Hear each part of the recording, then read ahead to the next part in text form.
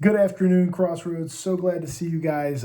Feels like it's been a while since I've recorded one of these. It's been a couple of weeks, but I am back in town. I will be with you this Sunday. I am overjoyed and excited to be back with you guys. Excited to share some of the cool things we got to do in Romania, and just frankly excited to fellowship with you guys once again. Now, this week we are rounding out the end of our Christmas session with a story about the three wise men, or rather, the wise men. We don't actually know if there were three. There could have been three, there could have been eight. We have no idea. But we do know that this story is about how wise men from the east were revealed. It was revealed to them about the coming of the Savior, and they went and they worshiped and they praised and celebrated his birth. And that is what we are communicating this week. So we are in the book of Matthew. We are in the second chapter, and we're taking just a few verses, and we're going to see a couple of things here. We're going to break out this entire story. This is the last one in our Christmas session. So after this, we'll have our fifth Sunday on the 29th, and then we will jump into Genesis for the new year. So in this story in Matthew 2, I want to pull out three things that we see from the story. We see that the wise men did three specific things that we actually should emulate as we seek to worship the Lord the way that they did. So first, they sought the Lord, they found the Lord, and they worshiped the Lord. The first thing that happens is they travel to go meet with Herod. As they're traveling to meet Herod, when they find him, they say, hey, we've heard that the king of the Jews is being born. Of course, Herod doesn't like that. He's thinking to himself, what do you mean I'm the king of the Jews? There is no other king of the Jews. So Herod has an ulterior motive kind of going on in the background here.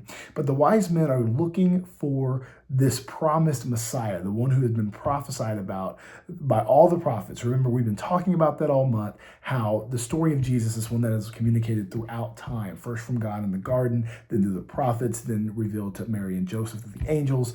Finally, Christ is born, and then now the same message is being revealed to people who are not Jews, right? So this is kind of a cool thing that's happening here. So they're looking for Jesus. They go to find Herod. They ask him where this king of the Jews is. Herod calls together his wise men, which would be very familiar with the prophecies and familiar with the writings and the scriptures.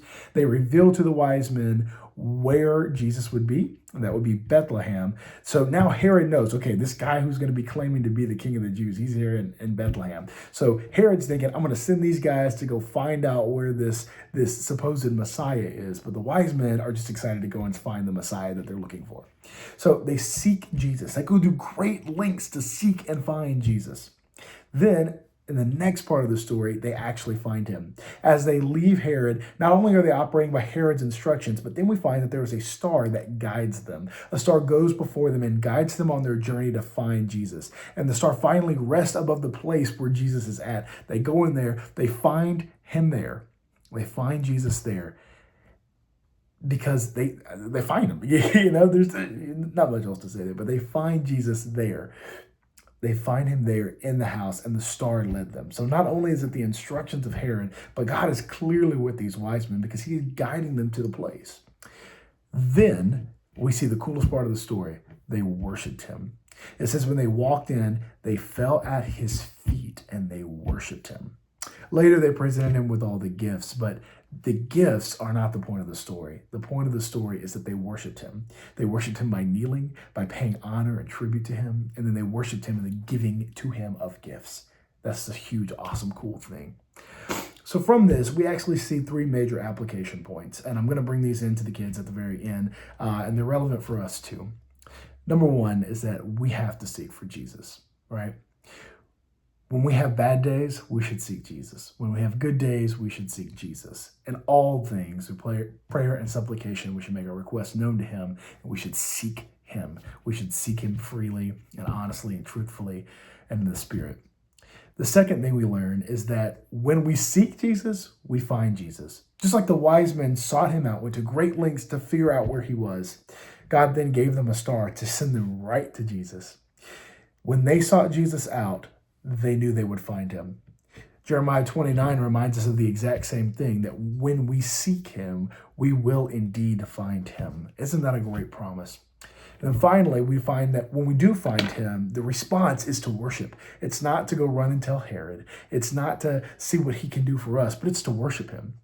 The three wise men, or the wise men, had no They had no ulterior motive. They weren't there to get something out of it. They were there to worship Jesus. And that's what we should do when we find him. When we seek him and God is faithful to provide him for us, we should respond by bowing in worship. And then we should respond by giving to him things that are valuable to us, our gifts, our talents, our money, our time. These things belong to Jesus. It is a response of our worship. It is a part of our worship to be able to give up the things of us for him. If we have a talent that we're good at, a skill that we're good at, we should give that to God as part of our worship. If we have money to give, we should give that money to God as part of our worship. If we have our time to give in service, like you guys do every Sunday, we should give that to God as worship to him. Not to get something out of him, but in order to worship him in spirit and in truth. That's what we learned from the wise men. They actually provide for us a blueprint on how we should worship God. They provide for us the response of our heart when rightfully ordered under God, what the response of our heart should be when we encounter Christ. We only encounter him when God provides him, and God provides him when we seek for him.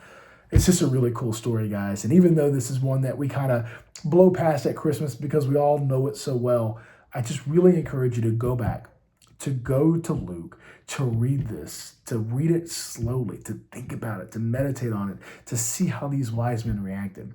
And I encourage you to ask yourself how you in your own life are maybe mimicking or not mimicking the wise men, and how can you respond to Jesus in the same type of worship that they have. Then, as you prepare for this Sunday, I want you to think about how we can move the children in our presence to worship and love God more and more.